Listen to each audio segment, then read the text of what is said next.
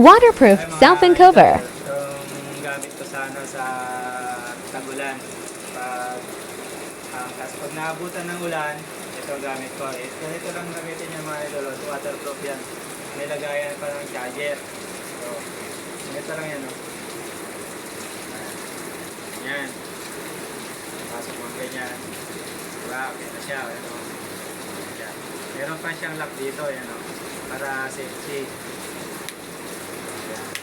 Para kahit mabuhusan ng ulan yan, kahit naka-charge pa siya, safety siya ito. Tingnan natin. Sa...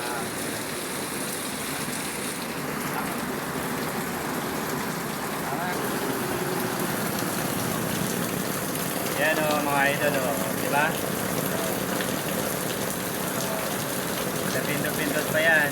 So, diba? So, open pa yan. Madali lang siyang i-touch.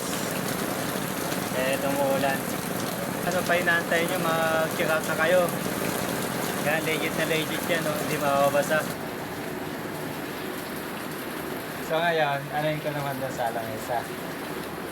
Halika. Video mo. So ayan mga idol, diba? Ayan mga idol, diba? Basang-basa pa yan. Yan, natitindot yan natitindot. Hindi siya mahirap i-touch. Diba? So, diba? Hindi siya mahirap i-touch.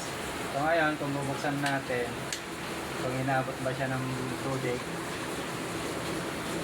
yan, malinis na malinis, walang katubig-tubig, diba?